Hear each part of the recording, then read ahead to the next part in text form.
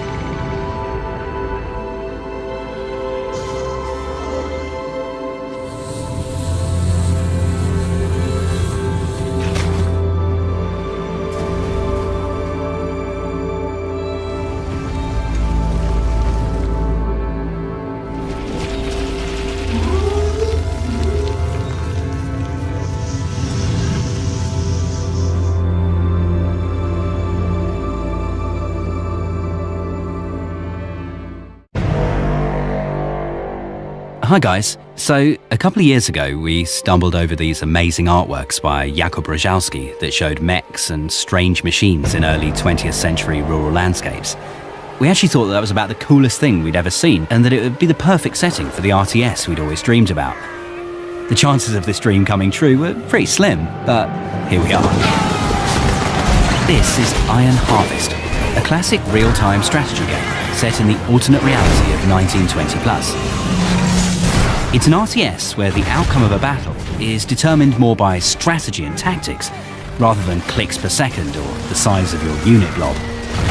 A game with base building, a cover system and destructible environments.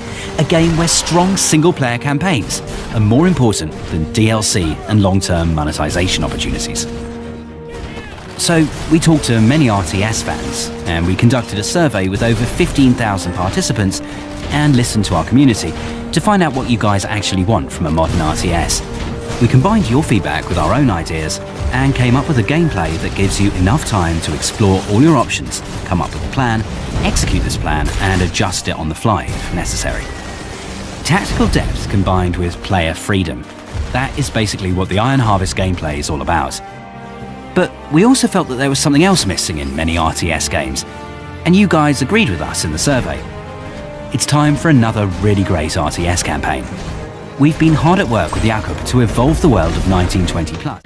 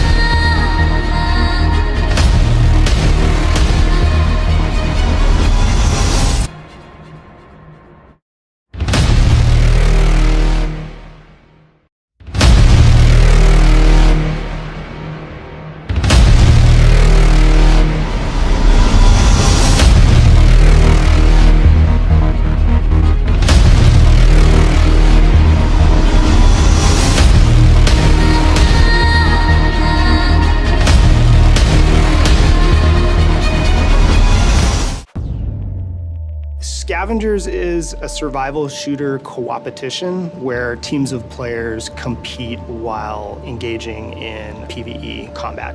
It takes place in a not-so-distant future in a winterized world where a cataclysmic event has led to this sort of new ice age, and then you have this mysterious disease that's been spreading through the world, infecting all life across the planet. The challenge that we have as an art team is to define that intersection of beauty and dystopia.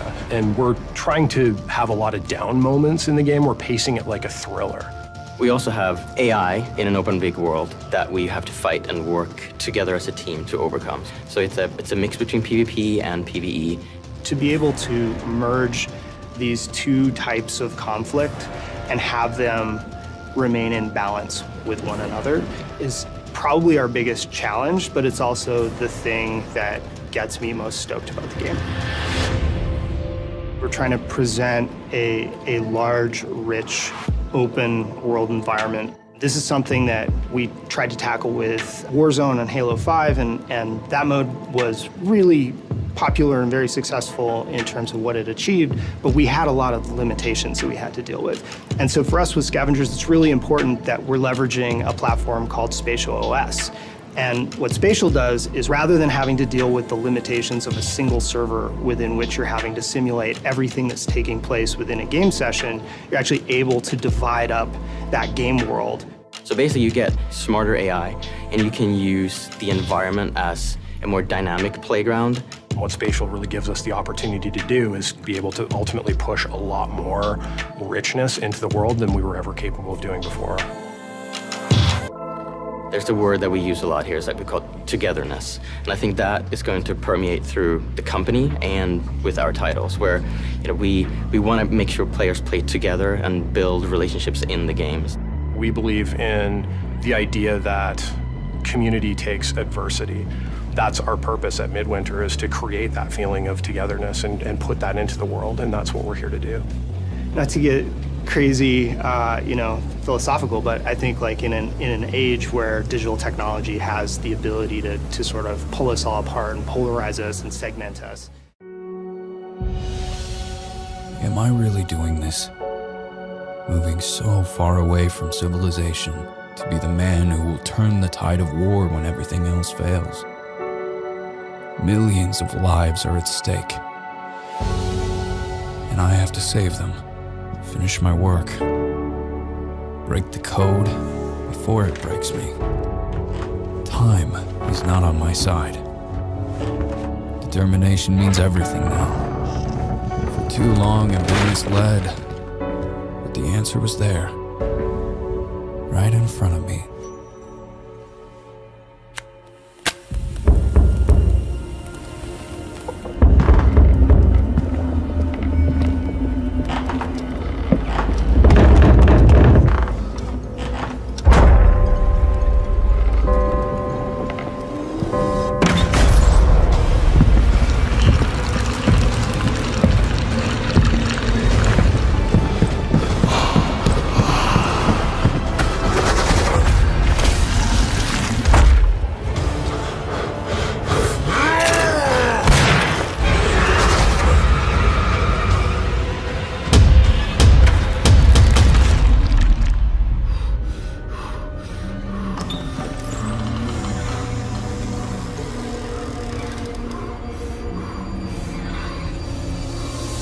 Demo is always a challenge, we know that by now.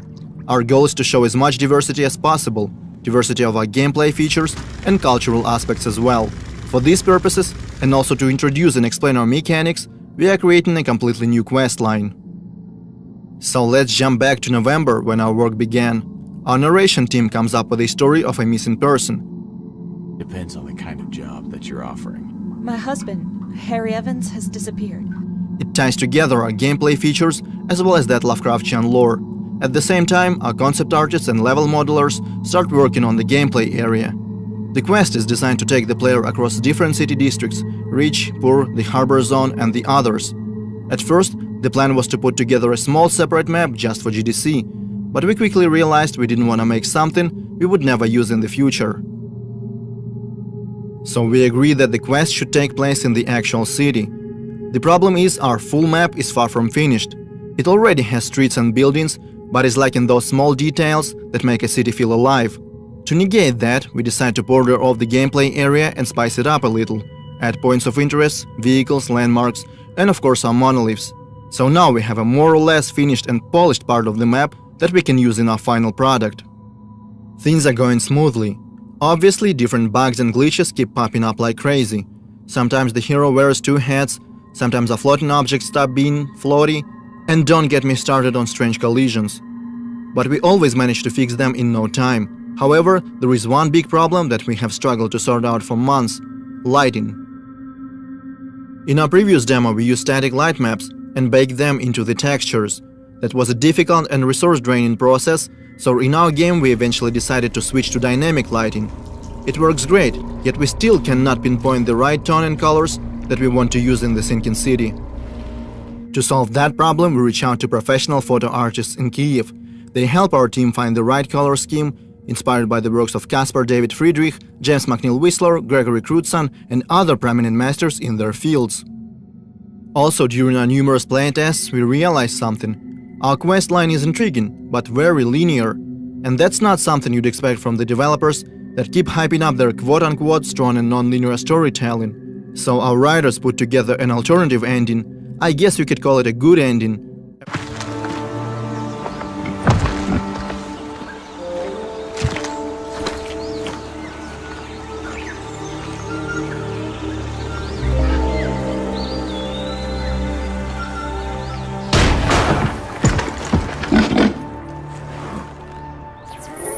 Trespasser, you have 5 seconds to leave the premises. 5, 4, 3.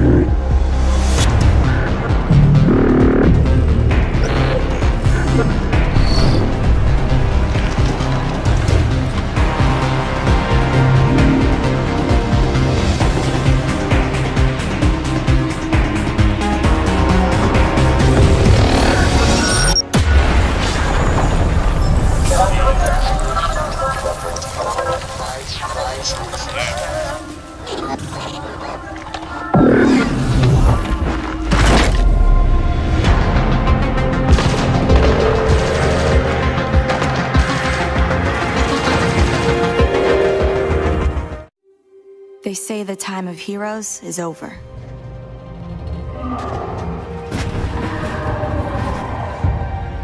That if you're different, you're dangerous.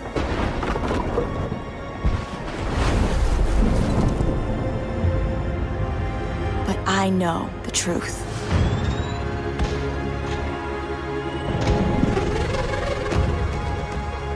The world will always need heroes.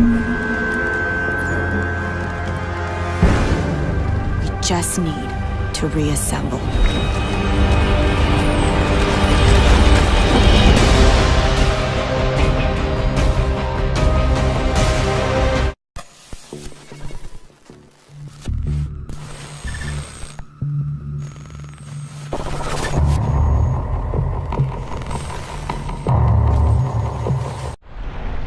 Dark Souls. A world wrought with despair and hope. In the seemingly endless cycle of death, one clean victory becomes a moment you'll never forget. Now you can savor your accomplishments anytime, anywhere for the first time on console with Nintendo Switch. Before launch, there's going to be a network test, so players can try the game. If this will be your first Dark Souls experience, welcome to a brave new world. Separately, the Solaire of Astora amiibo will be released. With it, you can perform the popular Praise the Sun gesture with reckless abandon. Now, about part 2 of our field trip. We're gonna need help. Lots.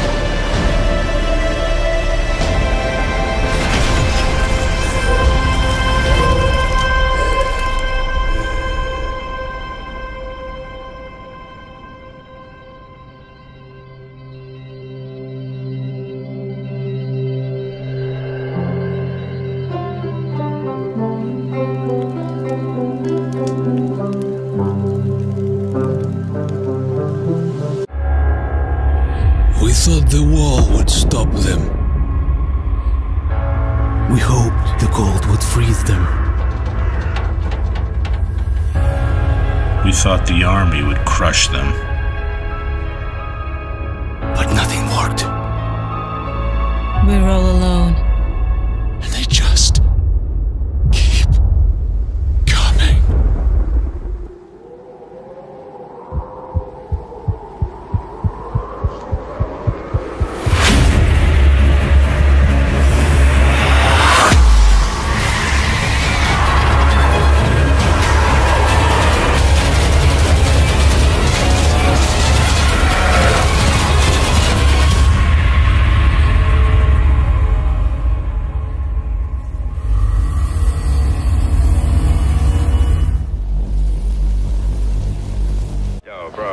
Pick up some groceries on your way back, alright? We're running kind of low, and don't tell Mom, alright? But I'm broke.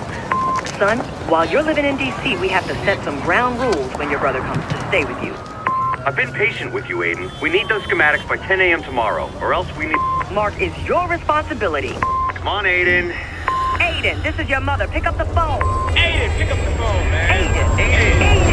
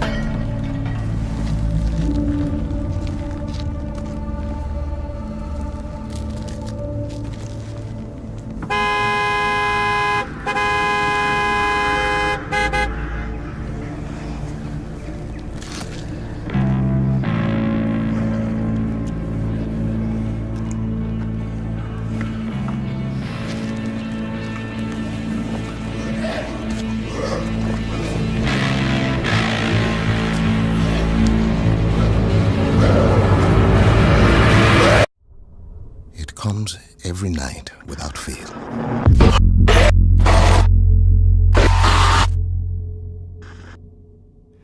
There are different people every time. Let's get this done quickly. Get whatever the warden want and get home. But I recognize them somehow. What the hell is this place? They're screaming at me. I don't hear them, but I know they're screaming. You got anything? Such hate and anger. I hope you bastards are looking up once in a while. Those fuckers might be anywhere. I don't know what I have done to them. This place is so damn dark. Sleepers. They want me to feel what they feel. This is good, man. This is good stuff. It'll trade. Everything trades. Oh, fuck. To be honest, any second, keep your eyes on that door. Ah, shit, there's fucking loads of them.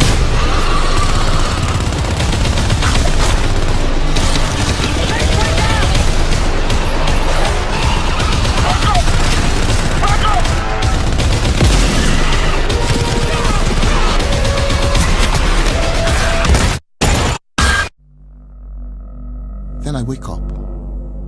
I'm not sweating or screaming. I'm perfectly calm. I just open my eyes and I'm awake. And it's not a nightmare. It's just part of me, who I am. I don't fight it. I just live around it. What the hell? You are a warrior. I can see that. You trained your whole life for this.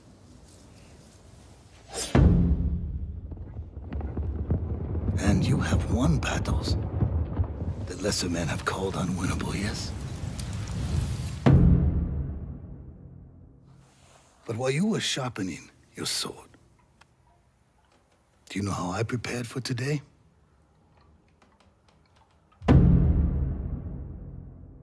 I learned. I know your language, your traditions, your beliefs, which villages to tame and which to burn.